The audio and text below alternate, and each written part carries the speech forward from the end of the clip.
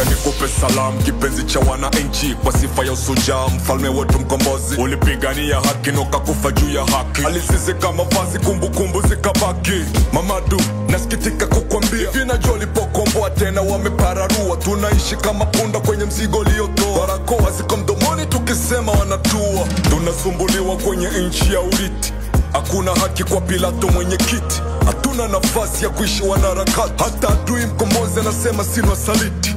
Mamadu, hivu likufa kwa nini? Ungejua ukweli usingepigana na zani. Rais aliyekutoa na lindwa na waliokuwa, iko wazi ni wajinga walisema wanatukomboa. Tunaishi jasho, mateso, mwana na bati, shida na njaa, twashukuru hata kwa mati. Hatuna pesa za kununua mkate.